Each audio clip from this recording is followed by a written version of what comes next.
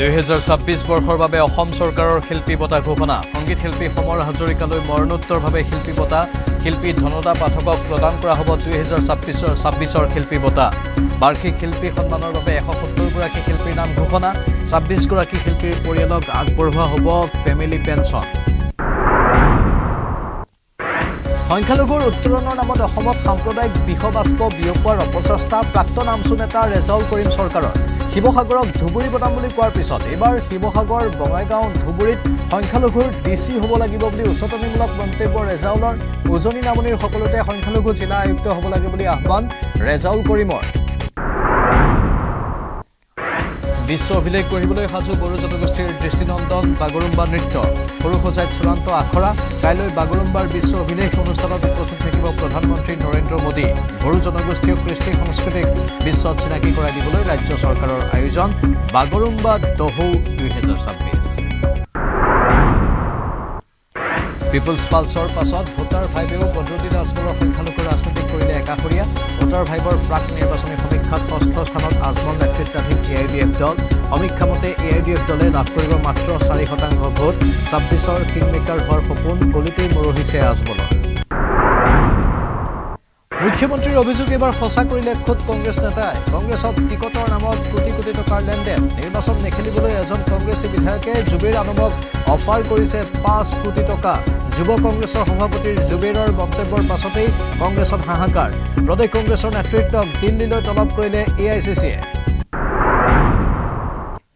জুবিন গাৰ্গৰ মৃত্যুৰ তদন্তক লৈ মুখ্যমন্ত্ৰীৰ তাৎপৰ্যপূৰ্ণ মন্তব্য ছিংগাপুৰ আৰক্ষীতকৈও অসম আৰক্ষীয়ে জুবিন গাৰ্গৰ মৃত্যুৰ তদন্ত বেছি ভালকৈ কৰা বুলি দাবী মুখ্যমন্ত্ৰীৰ আমি 7জনক গ্ৰেপ্তাৰ কৰি জেলত ৰাখিছোঁ বুলি মন্তব্য মুখ্যমন্ত্ৰীৰ ছিংগাপুৰৰ আদালতত উপস্থিত হৈ সাক্ষ্য দিলে জুবিনৰ খুৰাক মনোজ বৰঠাকুৰে এতিয়াও ন্যায়ৰ আশাত জুবিন গাৰ্গৰ পৰিয়াল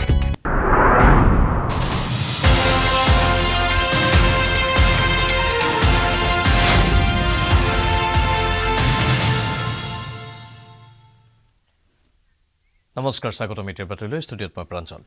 অসম চৰকাৰৰ 2026 বৰ্ষৰ শিল্পী বঁটা ঘোষণা শিল্পী সমৰ হাজৰিকালৈ মৰণোত্তৰভাৱে শিল্পী বঁটা শিল্পী ধনদা পাঠকক প্ৰদান কৰা হ'ব 2026 শিল্পী বঁটা বঁটাত থাকিব নগদ 2 লাখ টকা সাহিত্যিক মনেশ্বৰ বৰালৈ কৃষ্ণকান্ত সন্দিকৈ বঁটা 2025 এই বঁটাত থাকিব নগদ 3 লাখ টকা ডক্টৰ অমলেন্দু চক্ৰৱৰ্তীলৈ গোপীনাথ বৰদলৈ ৰাষ্ট্ৰীয় সংহতি বঁটা এই বঁটাত থাকিব নগদ 5 লাখ টকা নাট্যশিল্পী কৰুণা ডেকালৈ নটসূৰ্য ফণী শৰ্মা বঁটা এই বঁটাত থাকিব 2 লাখ টকা শিল্পী অৰূপ মান্নাক প্ৰদান কৰা হ'ব ভৱেন্দ্ৰনাথ শইকীয়া বঁটা বঁটাত থাকিব নগদ 2 লাখ টকা অৱনী ৰঞ্জন পাঠকলৈ বিজু ফুকন বঁটা এই বঁটাত থাকিব নগদ 2 লাখ টকা বাৰ্ষিক শিল্পী সন্মানৰ বাবে 170 গৰাকী শিল্পীৰ নাম ঘোষণা 8000 টকাকৈ প্ৰদান কৰা হ'ব শিল্পী সন্মান প্ৰাপকক 86 গৰাকী শিল্পীলৈ আগবঢ়োৱা হ'ব শিল্পী পেঞ্চন ইয়াৰে 3 গৰাকী শিল্পী বিশেষভাৱে সক্ষম 26 গৰাকী শিল্পীৰ পৰিয়ালক আগবঢ়োৱা হ'ব ফেমিলি পেঞ্চন 5 জন প্ৰয়াত শিল্পীৰ পৰিয়াললৈ এককালীন সাহায্য প্ৰদান কৰা হ'ব 50,000 টকাকৈ প্ৰদান কৰা হ'ব এককালীন সাহায্য এবাৰ অসম চৰকাৰৰ 2026 বৰ্ষৰ শিল্পী বঁটা আমি প্ৰদান কৰিম বিশিষ্ট সংগীত শিল্পী সমৰ হাজৰিকা আৰু ধনদা পাঠকক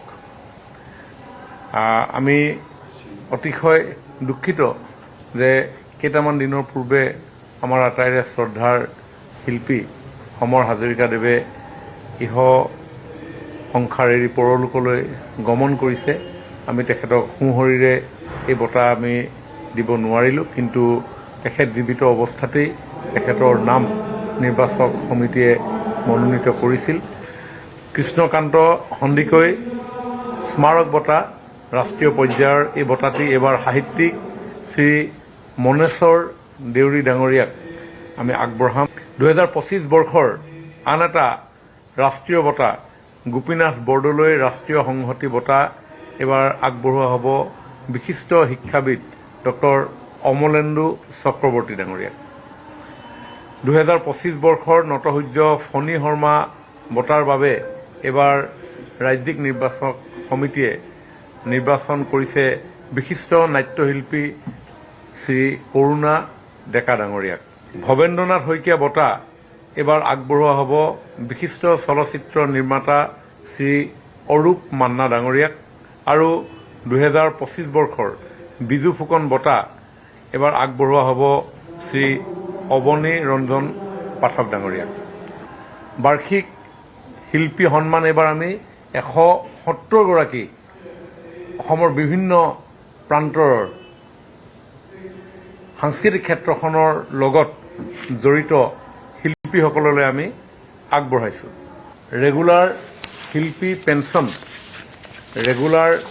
শিল্পী পেঞ্চন আমি আগবঢ়াইছোঁ এইবাৰ 83 গৰাকীলৈ। সমান্তৰালভাৱে 3জন ডিফাৰেণ্টলি এবল অন্য ধৰণে সক্ষম শিল্পীকো আমি বাৰ্ষিক শিল্পী সন্মান আমি আগবঢ়াইছোঁ। 26 গৰাকী সেই শিল্পীৰ পৰিয়াললৈ এবাৰ ৰেগুলাৰ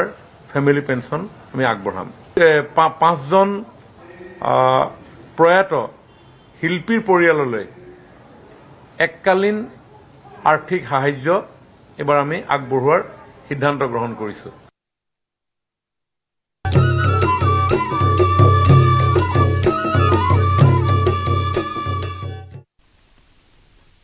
কাইলৈ সৰুসজাইত বাগৰুম্বাৰ বিশাল অনুষ্ঠান। প্ৰধানমন্ত্ৰী নৰেন্দ্ৰ মোদীৰ উপস্থিতিত প্ৰদৰ্শিত হ'ব বড়ো জনগোষ্ঠীৰ বাগৰুম্বা নৃত্য। প্ৰধানমন্ত্ৰীৰ আগমনৰ পূৰ্বে সৰুসজাইত অনুষ্ঠিত হ'ব বাগৰুম্বাৰ আৰু ইতিমধ্যেই প্ৰধানমন্ত্ৰীৰ আগমনৰ পূৰ্বেই সৰুসজাইত অনুষ্ঠিত হৈ গ'ল বাগৰুম্বাৰ চূড়ান্ত আখৰা। মুখ্যমন্ত্ৰী হিমন্ত বিশ্ব শৰ্মাৰ উপস্থিতিত অনুষ্ঠিত হয় বাগৰুম্বা নৃত্যৰ চূড়ান্ত আখৰা। এই চূড়ান্ত আখৰাত অংশগ্ৰহণ কৰে 10,000 শিল্পীয়ে।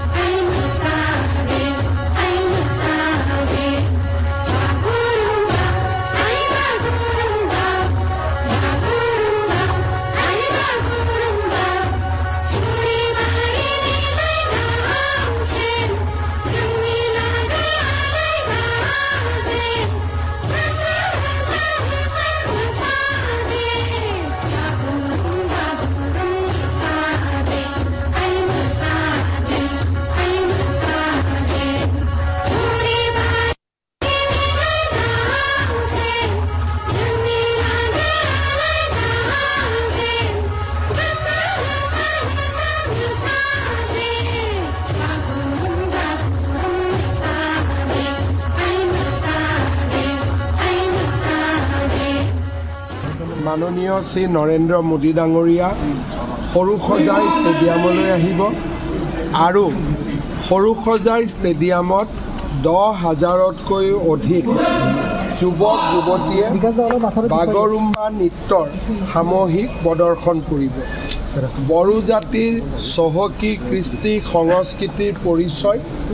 বাগৰুম্বাক বিশ্বৰ দৰবাৰলৈ লৈ যোৱাৰ বাবে আমাৰ এই প্ৰয়াস আৰু প্ৰচেষ্টা। এই গোটেই অনুষ্ঠানক লৈ সমগ্ৰ অসমবাসীৰ মাজতে অভূতপূৰ্ব উৎসাহ আৰু উদ্দীপনা দেখা গৈছে। প্ৰায় 32,000তকৈও বেছি লোকে ইতিমধ্যে আমাৰ পৰা পাছো সংগ্ৰহ কৰিছে, কিন্তু হলত 20,000তকৈও বেছি মানুহ কেতিয়াও ষ্টেডিয়ামৰ ভিতৰত বহিবৰ বাবে সুবিধা নাপাব, কাৰণ ডান্সৰ বাবেও আমি 2টা গেলাৰী বন্ধ কৰিবলগীয়া হৈছে। সেইকাৰণে অহাকালি য'ত প্ৰথমতে আহিব তেওঁলোকে সৰুসজাই ষ্টেডিয়ামৰ ভিতৰৰ পৰা চাব, আৰু যিসকলে অলপ দেৰিকৈ আহিব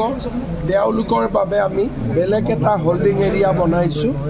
তাতে বহি তেওঁলোকে সমগ্ৰ নৃত্য উপভোগ কৰিব। মই সমগ্ৰ ৰাইজৰ সহযোগিতা কামনা কৰিছোঁ। এটা বহুত ডাঙৰ প্ৰচেষ্টা, বিহু আৰু ঝুমুৰৰ পিছত ৰাইজৰ আশীৰ্বাদো বিচাৰিম, ৰাইজৰ সহযোগিতাও বিচাৰিম। আৰু বাগৰুম্বা শিল্পীলৈ চৰকাৰৰ তৰফৰ পৰা মাননি ঘোষণা। সকলো শিল্পীয়ে লাভ কৰিব 25,000কৈ টকা, প্ৰতিজন প্ৰশিক্ষকে লাভ কৰিব 50,000কৈ টকা। বাগৰুম্বাৰ চূড়ান্ত আখৰা অনুষ্ঠানত মুখ্যমন্ত্ৰীৰ এই ঘোষণা। প্ৰৱেশপত্ৰ লাভ কৰাসকলে সৰুসজাইতে চাব পাৰিব অনুষ্ঠান, প্ৰৱেশপত্ৰ লাভ নকৰাসকলে টিভিত চাব পাৰিব অনুষ্ঠান। চৰকাৰে বিতৰণ কৰিছে 32,000 প্ৰৱেশপত্ৰ। প্ৰথমে অহাসকলে লাভ কৰিব গেলাৰীৰ আসন, বাকীসকলে হোল্ডিং এৰিয়াৰ পৰা চাব পাৰিব অনুষ্ঠান। আজি আমাৰ ইয়াতে যিসকলে ডান্স কৰিব আহিছে, অসম চৰকাৰে সকলোকে এখন পাৰফৰ্মেন্সৰ চাৰ্টিফিকেট আৰু এখন স্কিল চাৰ্টিফিকেট, আমি সকলোকে 2খন চাৰ্টিফিকেট দি আমি আপোনালোকক সম্বৰ্ধনা জনাম জিলা পৰ্যায়ত। আৰু ইয়াতে আজি আমাৰ নেপালৰ পৰা 29 গৰাকী, নাগালেণ্ডৰ পৰা 25 গৰাকী, ৱেষ্ট বেংগলৰ পৰা 51 গৰাকী, আমাৰ সৰ্বমুঠ 9,667 গৰাকী আমাৰ পাৰফৰ্মেন্সত আছে, আৰু 25 গৰাকী আমাৰ এক্সপাৰ্ট কমিটিত আছে, আৰু কোৰিঅগ্ৰাফ আদিৰ কাৰণেও আমাৰ 12 গৰাকী ব্যক্তিয়ে আমাক সহায় সহযোগিতা কৰিছে। যিমানে ইয়াতে পাৰফৰ্মেন্স কৰিব আহিছে সকলোকে অসম চৰকাৰে 25,000 টকাৰে সম্বৰ্ধনা জনাব। সকলো কেইগৰাকী পাৰফৰ্মেন্স কৰা ল'ৰা ছোৱালী আমি সকলোকে 25,000 টকাৰে সম্বৰ্ধনা জনাম, আৰু আমাৰ এক্সপাৰ্ট কমিটি কোৰিঅগ্ৰাফাৰ টিমৰ সকলোকে আমি 50,000 টকাৰে তেওঁলোককো আমি আমাৰ সন্মান জনাম। এই 5 বছৰত আমি বিহুক ইয়াত প্ৰদৰ্শন কৰিলো, আমি ঝুমুৰত প্ৰদৰ্শন কৰিলো, আজি বাগৰুম্বা। অহাবাৰ আমি গুৱাহাটীত নহয়, অহাবাৰ আমি দিল্লীত গৈ পাৰফৰ্মেন্স কৰিম। লাহে লাহে আমাৰো কনফিডেন্স বাঢ়ি গৈ আছে, আৰু অহাবাৰ এনেকৈ আমি নতুন দিল্লীত গৈ পাৰফৰ্মেন্স কৰিম, আৰু আমি আমাৰ জাতিৰ কৃষ্টি সংস্কৃতিক আমি বিশ্বৰ দৰবাৰত প্ৰদৰ্শন কৰিম। ইফালে প্ৰধানমন্ত্ৰীৰ ভ্ৰমণকালত গুৱাহাটীত নাথাকে বিশেষ পথ নিৰ্দেশনা। কাইলৈ বিয়লি 5:45 বৰঝাৰত উপস্থিত হ'ব প্ৰধানমন্ত্ৰী। ৰাষ্ট্ৰীয় ঘাইপথত বিজেপিৰ নাথাকে কোনো আদৰণি অনুষ্ঠান। বৰঝাৰতে প্ৰধানমন্ত্ৰীক আদৰণি জনাব ৰাজ্যিক বিজেপিয়ে। এই কথা জনালে মুখ্যমন্ত্ৰী হিমন্ত বিশ্ব শৰ্মাই। আমি নেশ্যনেল হাইৱেত মানুহক থাকিব হাক দিছোঁ, কাৰণ সৰুসজাই ষ্টেডিয়ামলৈকে অহা মানুহ আৰু ইয়াত যদি হাইৱেত ৰোড শ্ব'ৰ মানুহ আহে, বহুত বেছি ট্ৰেফিক জাম হ'ব। সেইকাৰণে আমি জালুকবাৰীৰ পৰা বেলতলালৈ এই গোটেই ৰাস্তাটো আমি ক্লিয়াৰ ৰাখিবৰ বাবে চেষ্টা কৰিম, যাতে এই বাগৰুম্বা নৃত্য চাবলৈ অহা লোকসকলে কষ্টত নপৰে। কিন্তু ভাৰতীয় জনতা পাৰ্টীয়ে বিমানবন্দৰৰ কাষত ধাৰাপুৰ, ৰাজাৰাত প্ৰধানমন্ত্ৰী ডাঙৰীয়া আহিলে সদায় তেখেতক স্বাগতম জনায়। আমাৰ কাৰ্যকৰ্তাসকলে নিজৰ ধৰণেৰে প্ৰধানমন্ত্ৰী ডাঙৰীয়াক স্বাগতম জনাব। আমি আমাৰ পাৰ্টিক কৈছোঁ যে হাইৱেত নালাগে, আপোনালোকে এয়াৰপৰ্টৰ পৰা যিমান দূৰ পাৰে স্বাগতম কৰিব, কিন্তু হাইৱেটো কালি যাতে আমি খালী ৰাখোঁ। উন্নয়নৰ বাৰ্তালৈ অসমলৈ আহিব দেশৰ প্ৰধানমন্ত্ৰী নৰেন্দ্ৰ মোদী। 17 জানুৱাৰীত প্ৰধানমন্ত্ৰীৰ সন্মুখত বাগৰুম্বাৰে ইতিহাস ৰচিব বড়ো শিল্পীয়ে। কলিয়াবৰত মোদীয়ে স্থাপন কৰিব এলিভেটেড কৰিডৰৰ আধাৰশিলা। মোদীক আদৰিবলৈ এতিয়া সাজু হৈছে অসমবাসী। 17 জানুৱাৰীত অসমলৈ আহিব দেশৰ প্ৰধানমন্ত্ৰী। নৰেন্দ্ৰ মোদীৰ উপস্থিতিত অসমৰ বাগৰুম্বাই ৰচিব ইতিহাস। কাজিৰঙাৰ এলিভেটেড কৰিডৰৰ আধাৰশিলাৰে ত্বৰান্বিত হ'ব উন্নয়ন। সৰুসজাই ষ্টেডিয়াম, কলিয়াবৰৰ মৌচন্দা পথাৰত প্ৰধানমন্ত্ৰীক আদৰাৰ যুঁজা। দুদিনীয়া সূচীৰে অসমলৈ আহিব দেশৰ প্ৰধানমন্ত্ৰী নৰেন্দ্ৰ মোদী। দুটা দিনত দুটাকৈ বিশেষ কাৰ্যসূচীত অংশগ্ৰহণেৰে উন্নয়নৰ বাৰ্তা লৈ 17 জানুৱাৰীৰ বিয়লি অসম পাবহি প্ৰধানমন্ত্ৰী। দেশৰ প্ৰধানমন্ত্ৰীগৰাকীৰ উপস্থিতিত 10,000 বড়ো শিল্পীয়ে একেলগে বাগৰুম্বা পৰিৱেশন কৰি ৰচিব ইতিহাস। সৰুসজাইৰ অৰ্জুন ভোগেশ্বৰ বৰুৱা প্ৰকল্পত চলিছে বাগৰুম্বা নৃত্যৰ ব্যাপক প্ৰস্তুতি। অসমৰ ভিন্ন প্ৰান্তৰ 10,000 বড়ো শিল্পীয়ে 5টা দিন ধৰি কৰিছে অনুশীলন। চিফুঙৰ সুৰত মুখৰিত হৈছে সৰুসজাই। পৰম্পৰাগত সাজেৰে বড়ো চিখলাই পখিলাৰ দৰে পাখি মেলি নাচিছে বাগৰুম্বা। প্ৰধানমন্ত্ৰীৰ সন্মুখত নিজৰ স্বকীয় কৃষ্টি পৰিৱেশনৰ সুবিধা পাই উৎফুল্লিত হৈ পৰিছে ৰাজ্যৰ বড়ো শিল্পীসকল।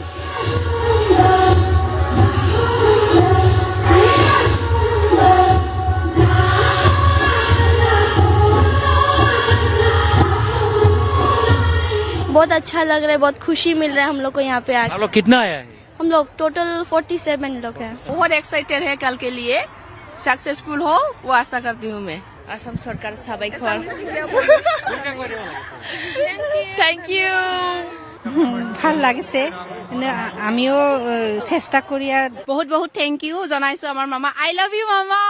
বড়ো ভাষাত কি বুলি কয়? आं नोंखौ मोजां mono mama. I love you mama. Kali finally আমি ডান্স কৰিম পিএমৰ আগত, তো বহুত ভাল লাগিছে, বহুত জোশ আছে, জোশ আছে, বহুত আছে জোশ। নৰেন্দ্ৰ মোদীৰ উপস্থিতিত উত্তৰ পূবৰ ৰেল যাত্ৰাত হ'ব নতুন সংযোজন। ফ্লেগ অফ হ'ব বন্দে ভাৰত শ্লিপাৰ এক্সপ্ৰেছ ট্ৰেইনৰ। কামাখ্যা ষ্টেচনৰ পৰা হাওৰালৈ চলিব বন্দে ভাৰত শ্লিপাৰ ট্ৰেইনখন। হাওৰাত প্ৰধানমন্ত্ৰীয়ে ট্ৰেইনখনৰ ফ্লেগ অফ কৰাৰ সমান্তৰালকৈ গুৱাহাটীৰ কামাখ্যা ষ্টেচনত ফ্লেগ অফেৰে আৰম্ভণি ঘটাব ৰাজ্যৰ মুখ্যমন্ত্ৰীয়ে। অত্যাধুনিক সা সুবিধাযুক্ত ট্ৰেইনখনৰ সংযোজনেৰে ৰেল সেৱালৈ আমূল পৰিৱৰ্তন আনিব বুলি বিশ্বাসী সকলো।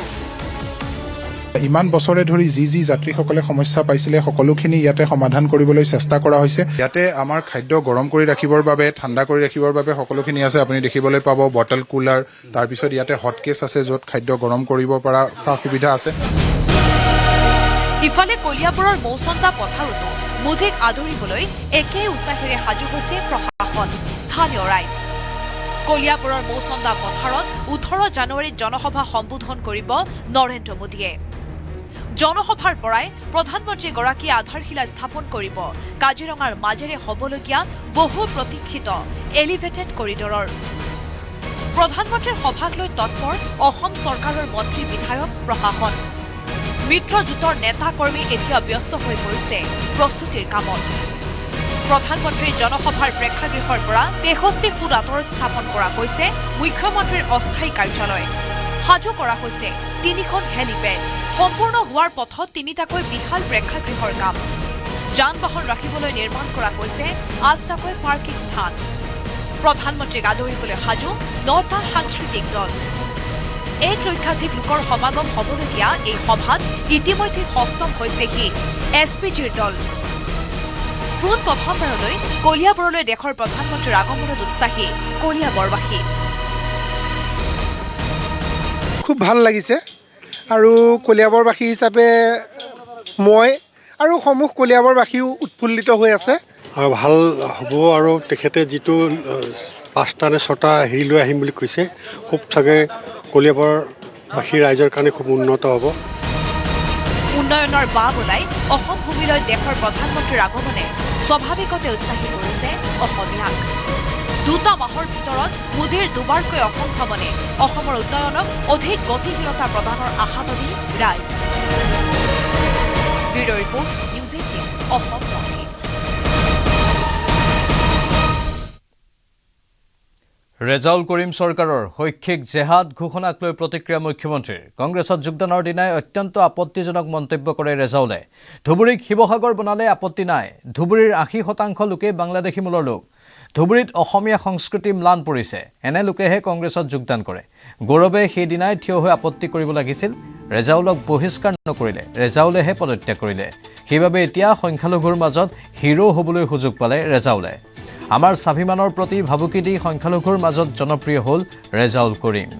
মুখ্যমন্ত্ৰীয়ে ফেচবুক লাইভত এইখিনি কথা সদৰি কৰে সদৌ অসম সংখ্যালঘু ছাত্ৰ সন্থা চমুকৈ আমচুৰ সৈতে জড়িত ৰেজাউল কৰিম চৰকাৰ নামৰ এজন যুৱকৰ কংগ্ৰেছ দলত যোগদান সাধাৰণতে কোনো ব্যক্তিয়ে কংগ্ৰেছ দলত যোগদান কৰিলে আমি আপত্তি নকৰো আৰু ই তেওঁলোকৰ নিজৰ সম্পূৰ্ণ আভ্যন্তৰীণ বিষয় কিন্তু যোগদান কৰাৰ দিনাখন তেওঁ এটা অত্যন্ত আপত্তিকৰ মন্তব্য কৰে সেয়া হ'ল যে আমি যোৰহাট শিৱসাগৰ তিনিচুকীয়াক ধুবুৰী বনাম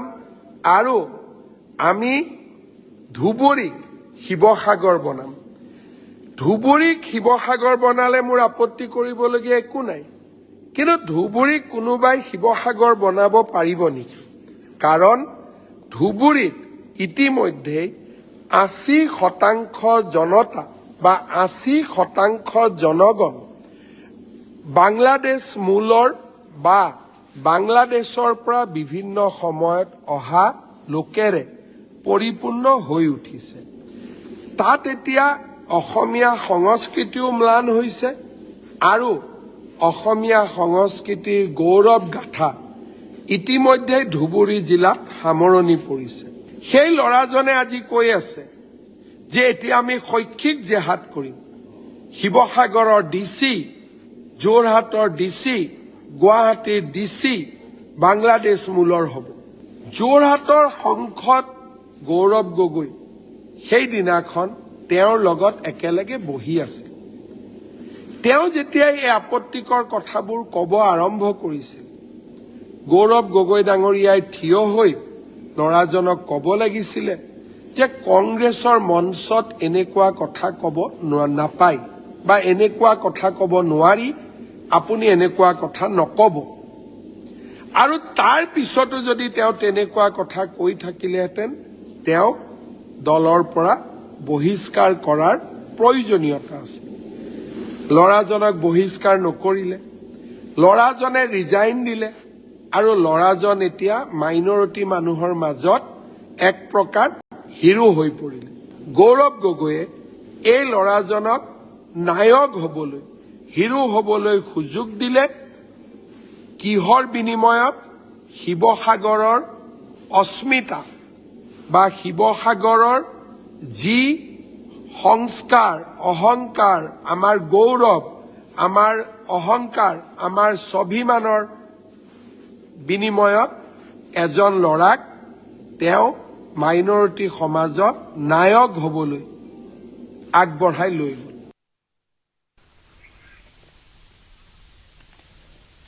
ইফালে পুনৰ মিয়াক উদ্দেশ্যি উচতনিমূলক মন্তব্য ৰেজাউল কৰিম চৰকাৰৰ ধিক্কাৰ গঞ্জনাৰ পিছতো বিতৰ্কিত মন্তব্য কৰিবলৈ এৰা নাই ৰেজাউল কৰিম চৰকাৰে ভুলৰ পৰা শিক্ষা লোৱাৰ পৰিৱৰ্তে মিয়াক উচতনি যোগাত ব্যস্ত ৰেজাউল কৰিম চৰকাৰ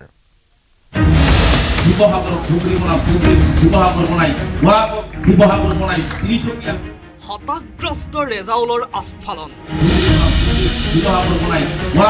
ধিক্কাৰ গঞ্জনাৰ পিছতো বিতৰ্কিত মন্তব্য কৰিবলৈ এৰা নাই ৰেজাউলে শিৱসাগৰৰ আয়ুক্ত হ'ব হেনো মিয়া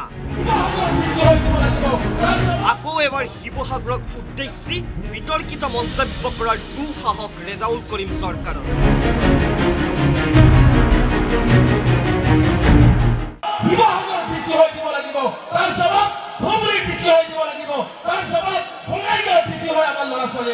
আমাৰ ল'ৰা ছোৱালী আমি শিৱসাগৰৰ টিচি বনাবৰ কাৰণে গুৱাহাটীত টিচি বনাবৰ কাৰণে গুৱাহাটীৰ CMCত ডক্টৰ বনাবৰ কাৰণে আমি এই তাবাতবাৰী অঞ্চলৰ পৰা পঠাব লাগিব ভুলৰ পৰা শিক্ষা লোৱাৰ পৰিৱৰ্তে মিয়াক উচতনি যোগত ব্যস্ত ৰেজাউল কৰিম চৰকাৰ কংগ্ৰেছৰ মজিয়াত ভৰি থৈয়ে প্ৰতিবাদ আৰু ধিক্কাৰৰ সন্মুখীন হোৱা আমচুৰ প্ৰাক্তন সভাপতিৰ মুখত এইবাৰ কলমৰ যুদ্ধ কৰাৰ হুংকাৰ লজ্জাহীন ৰেজাউলৰ কথা শুনক কলমৰ যুদ্ধৰে বিজেপি আৰু হিমন্ত বিশ্ব শৰ্মাক প্ৰত্যুত্তৰ দিবলৈ মিয়াক পৰিচিত কৰাত ব্যস্ত ৰেজাউল কৰিম চৰকাৰ পৃথিৱীত যদি মেৰুদণ্ড কংগ্ৰেছ জীয়াই থাকিব লাগে কাৰণ গোলামৰ পৰা মুক্তি পাই যদি জীয়াই থাকিব লাগে আমি কলমৰ যুদ্ধ কৰিব লাগিব আৰু কলমৰ যুদ্ধৰে আমি বিশ্ব জয় কৰিব লাগিব এই কলমৰ যুদ্ধৰে আমি বিশ্ব জয় কৰিব লাগিব আপোনালোকে জানে হিমন্ত বিশ্ব শৰ্মা ডাঙৰীয়াই কি ধৰণে অন্যায়ভাৱে অসমৰ ধৰ্মীয় সংখ্যালঘুসকলক অসমৰ নিষ্পেষিত জাতিক যি ধৰণে অন্যায় অত্যাচাৰ কৰে তাৰ জবাব আমি কলমৰ জৰিয়তে দিব লাগিব তাৰ জবাব শিৱসাগৰ ডিচি হৈ দিব লাগিব তাৰ জবাব ধুবুৰী ডিচি হৈ দিব লাগিব তাৰ জবাব বঙাইগাঁও ডিচি হৈ আমাৰ ল'ৰা ছোৱালীয়ে দিব লাগিব শিৱসাগৰ বনাই সংখ্যালঘু ৰাজ্যক ৰেজাউল কৰিম চৰকাৰৰ বুজনি কলমৰ যুদ্ধ নকৰিলে হেনো গোলামী খাটিয়েই থাকিব লাগিব মিয়াই কলমৰ জৰিয়তে বিজেপিক বুজাই দিবলৈ আহ্বান মিয়া যে কাৰো গোলাম নহয়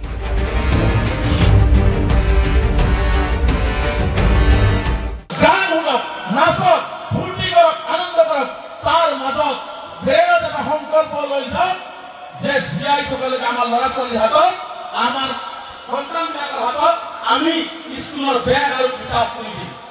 ছোৱালীবিলাকক আমি বিয়া দিয়া ক্ষেত্ৰত শিক্ষিত কৰি বিয়া দিম এজন মা শিক্ষিত হলে এটা পৰিয়াল শিক্ষিত হয় মনত ৰাখিব যোগদান কৰিয়ে বিতৰ্কিত মন্তব্য কৰি কংগ্ৰেছ নেতাৰে ৰুখত পৰা ৰেজাউল কৰিম চৰকাৰে দিকবিদিক হেৰুৱাইছে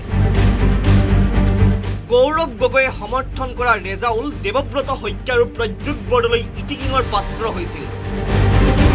লাজ আৰু অপমানত দগ্ধ হৈ 3 দিনতে কংগ্ৰেছ এৰা ৰেজাউলৰ সম্বিত যেন এতিয়াও ঘূৰি অহা নাই যাৰ বাবে ৰাজহুৱা মঞ্চতে অসমতে থাকি মিয়াক সকলো ক্ষেত্ৰতে আধিপত্য বিস্তাৰ কৰাৰ উচতনি দিয়াত এতিয়া ব্যস্ত ৰাজনৈতিক ক্ষেত্ৰত ভৰি থৈ উজুতি খোৱা ৰেজাউল কৰিম চৰকাৰ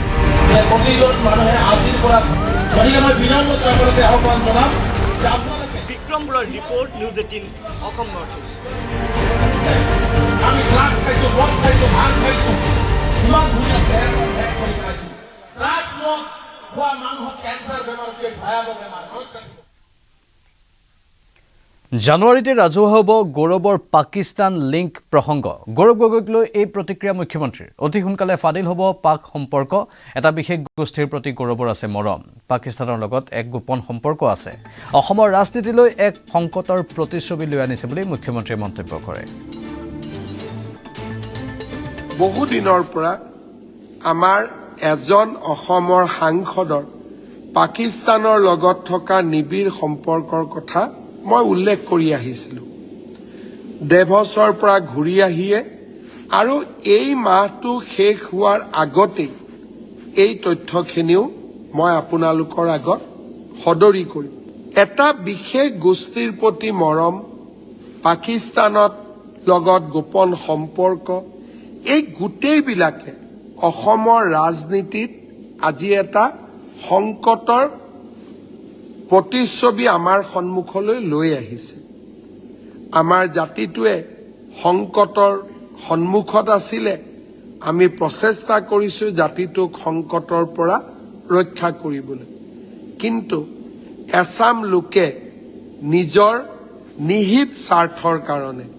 আমাৰ জাতিটোক সদায় দুৰ্বল কৰি ৰাখিব খোজে মই নিশ্চিত যে আমাৰ সামূহিক শক্তিয়ে আৰু আমাৰ সামগ্ৰিক সত্তাই আমাক সদায় সুৰক্ষিত কৰি ৰাখিব বদৰুদ্দিন আজমলৰ ভেটি কপাই মিয়া সমষ্টিত সৰ্বাধিক জনপ্ৰিয় নেতা ৰূপত গৌৰৱ গগৈ মিয়াৰ প্ৰথম পছন্দৰ মুখ্যমন্ত্ৰী পদৰ প্ৰাৰ্থী গৌৰৱ গগৈ ৭৯% মিয়াই গৌৰৱ গগৈক মুখ্যমন্ত্ৰী হিচাপে বিচৰাৰ পৰিৱৰ্তে মাত্ৰ ৩% মিয়াৰ মাজতহে জনপ্ৰিয় বদৰুদ্দিন আজমল বেকফুটত বদৰুদ্দিন মিয়াৰ বুকুৰ কুটুম হলগৈ গৌৰৱ গগৈ ২০২৪ৰ ধাৰা অব্যাহত ৰাখিছে বদৰুদ্দিন আজমলে ক্ৰমাৎ মিয়া সমষ্টিত জনপ্ৰিয় হৈছে গৌৰৱ গগৈ মিয়াৰ প্ৰথম পছন্দৰ মুখ্যমন্ত্ৰী পদৰ প্ৰাৰ্থী গৌৰৱ গগৈ ২০২৪ৰ লোকসভা নিৰ্বাচনৰ ধাৰা যেন বৰ্তমানো অব্যাহত ৰাখিছে AIUDFৰ মুৰব্বী বদৰুদ্দিন আজমলে ২৪ৰ লোকসভা নিৰ্বাচনত ধুবুৰী সমষ্টিত ৰকিবুল হুছেইনৰ হাতত লজ্জাজনক পৰাজয় স্বীকাৰ কৰি এক প্ৰকাৰ অসমৰ ৰাজনীতিত অপ্ৰাসংগিক হৈ পৰিছিল বদৰুদ্দিন আজমল বিগত এটা বছৰে অসমৰ ৰাজনীতিত নিজক প্ৰাসংগিক কৰি তুলিবলৈ আপ্ৰাণ চেষ্টা কৰিছিল আজমলে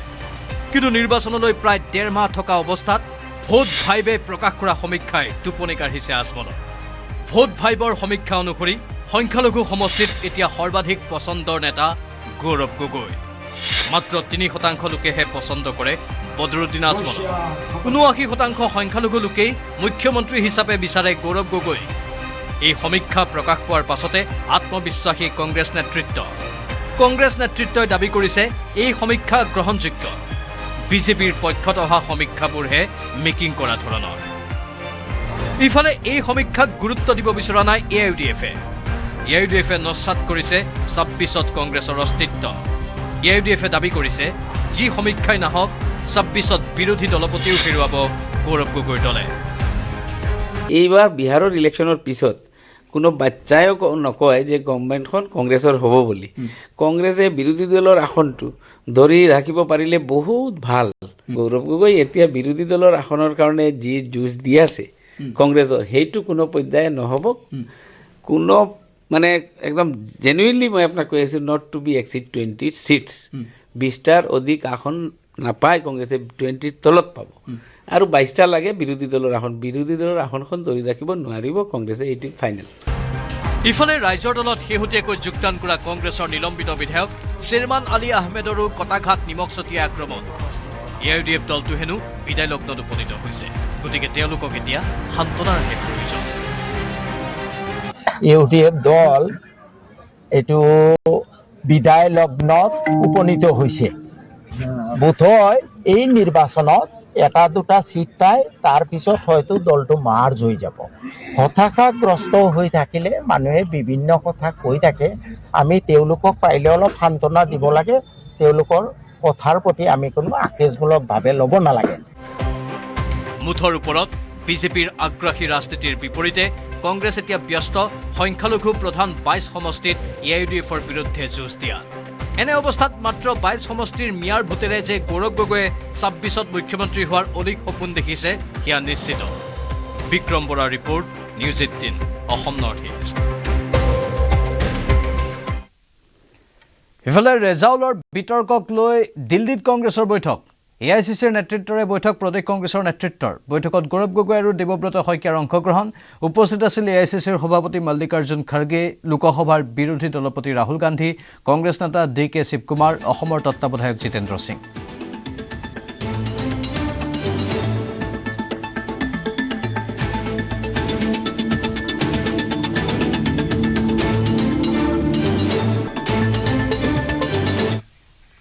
ছিংগাপুৰ আৰক্ষীৰ তদন্ততকৈ অসম আৰক্ষীৰ তদন্ত ভাল হোৱা বুলি দাবী মুখ্যমন্ত্ৰীৰ অত্যধিক সুৰাপানৰ লগতে লাইফ জেকেট নিপিন্ধাকৈ সাগৰত জঁপিওৱাৰ বাবেই জুবিন গাৰ্গৰ মৃত্যু ঘটা বুলি আদালতত সদৰি কৰিছিল ছিংগাপুৰ আৰক্ষীয়ে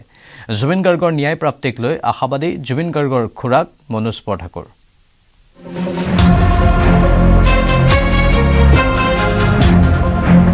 জাষ্টিছ ফৰ জুবিন গাৰ্গ একেলগে ভাৰত আৰু ছিংগাপুৰ দুই পৃথক ৰাষ্ট্ৰত পৃথকে চলিছে জুবিন হত্যা গোচৰৰ ন্যায় বিচাৰ প্ৰক্ৰিয়া ছিংগাপুৰ আৰক্ষীৰ তদন্ততকৈ অসম আৰক্ষীৰ তদন্ত ভাল হোৱা বুলি মুখ্যমন্ত্ৰীয়ে তুলিলে দাবী ছিংগাপুৰতকৈ অসম পুলিচে ভাল কাম কৰিছে গতিকে আমি ধন্যবাদহে পাব লাগে ছিংগাপুৰত জুবিন গাৰ্গৰ মৃত্যু কেনেকৈ হ'ল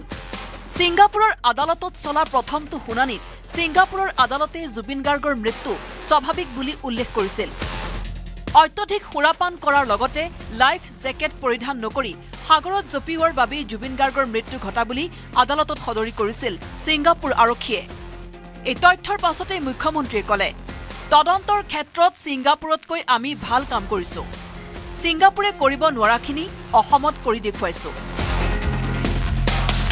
ছিংগাপুৰে যিটো কাম কৰিব নোৱাৰিলে অসমে সেইটো কাম কৰি দেখুৱালে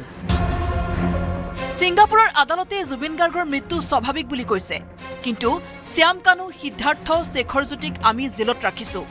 ছিংগাপুৰতকৈ অসম আৰক্ষীয়ে ভাল কাম কৰিছে বুলি মন্তব্য মুখ্যমন্ত্ৰীৰ ছিংগাপুৰে স্বাভাৱিক বুলি কৈছে আমি ইয়াতে সিদ্ধাৰ্থ শৰ্মা শ্যাম কানু মহন্তক জেলত ৰাখিছো তাৰমানে ছিংগাপুৰতকৈও আমি ভাল কাম কৰিছো ইফালে যোৱা 14 জানুৱাৰীত ছিংগাপুৰৰ আদালতত হোৱা শুনানিত উপস্থিত আছিল জুবিন গাৰ্গৰ খুৰাক মনোজ কুমাৰ বৰঠাকুৰ ইতিমধ্যে ছিংগাপুৰৰ পৰা আহি শিৱসাগৰত উপস্থিত হৈছে মনোজ বৰঠাকুৰ জুবিন গাৰ্গৰ ন্যায় প্ৰাপ্তিক লৈ আশাবাদী খুৰাকে ক'লে প্ৰক্ৰিয়াটোত কিছু সময় লাগিব পাৰে এটো আৰু দুদিন সাক্ষ্যদান চলিব তাৰপিছত আমাৰ কৰোনাৰ যিজন মেজিষ্ট্ৰেল যিজন জাষ্টিছ তেওঁ কি ৰায়দান দিয়ে পিছত সেইটোৰ ওপৰত পৰৱৰ্তী সাক্ষ্যদানৰ ওপৰত নিৰ্ভৰ কৰিব চিকিৎসালয়লৈ নিয়াৰ ক্ষেত্ৰত কিয় পলম হৈছিল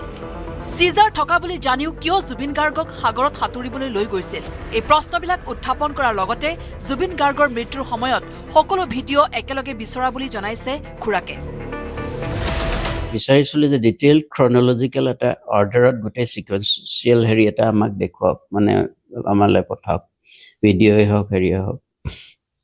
সেইটো তেওঁলোকে একচেপ্ট কৰিছে এছআইটি আৰু ছিংগাপুৰ আৰক্ষীৰ মাজত যোগাযোগ ৰক্ষা কৰি এতিয়া চলি আছে জুবিনৰ ন্যায় প্ৰাপ্তিৰ যুঁজ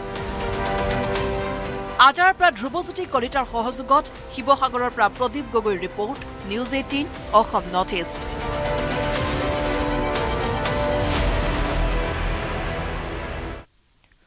কলিয়াবৰত গৌৰৱ গগৈয়ে সাংসদ পুঁজিৰে নিৰ্মাণ কৰা কমিউনিটি হলৰ দুৰৱস্থা জৰাজীৰ্ণ হৈ পৰিছে সামগুৰিৰ মাগুৰমাৰী বজাৰৰ কমিউনিটি হল মেৰামতিৰ অভাৱত জহি খহি গৈছে কমিউনিটি হলটো গৌৰৱ কলিয়াবৰৰ সাংসদ হৈ থাকোঁতেই নিৰ্মাণ হৈছিল এই কমিউনিটি হলটো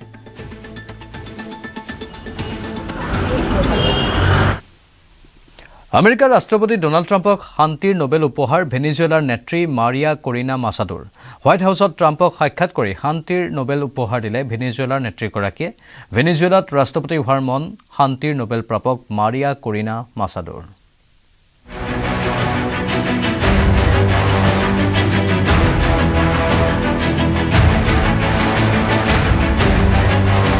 ট্ৰাম্পৰ হাতত শান্তিৰ নোবেল মাৰিয়া কৰিনা মাছাদোৱে ট্ৰাম্পক দিলে শান্তিৰ নোবেল শান্তিৰ নোবেলক লৈ লৰা ধেমালি ট্ৰাম্প মাছাদো শান্তিৰ নোবেল পাম বুলি আশাত বন্দী হৈ আছিল আমেৰিকাৰ ৰাষ্ট্ৰপতি ডোনাল্ড ট্ৰাম্প কিন্তু শান্তিৰ নোবেল লাভ কৰিলে ভেনিজুৱেলাৰ নেত্ৰী মাৰিয়া কৰিনা মাছাদোৱে মাছাদোই শান্তিৰ নোবেল লাভ কৰাত অসন্তুষ্ট হৈছিল ট্ৰাম্প কিন্তু শেহতীয়াকৈ ভেনিজুৱেলাত শাসন চলাইছে আমেৰিকাই ভেনিজুৱেলাৰ ৰাষ্ট্ৰপতি বৰ্তমান আমেৰিকাৰ হাতত বন্দী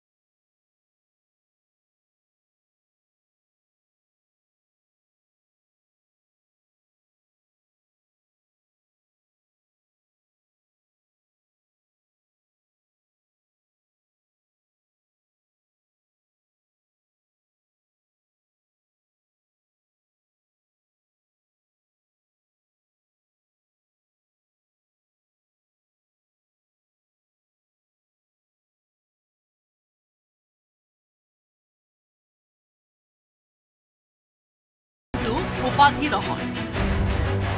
অৰ্থাৎ এবাৰ নোবেল বঁটা ঘোষণা কৰা আৰু প্ৰদান কৰাৰ পাছত ইয়াক বাতিল আৰু হস্তান্তৰ কৰিব নোৱাৰি শান্তিৰ নোবেল বঁটা বাতিল কৰাটো সম্ভৱ নহয় আলফ্ৰেড নোবেলৰ উইল বা নোবেল ফাউণ্ডেশ্যনৰ বিধিসমূহতো এনে কোনো সম্ভাৱনাৰ কথা উল্লেখ কৰা হোৱা নাই এনেদৰে এতিয়া শান্তিৰ নোবেলো আমেৰিকাৰ গ্ৰাহক ট্ৰাম্পৰ আধিপত্যৰ বাবে শান্তিৰ নোবেল উপহাৰ দিবলৈ বাধ্য হ'ল ভেনিজুৱেলাৰ নেত্ৰী Maria Corina Machado news desk report news 18 Assam north east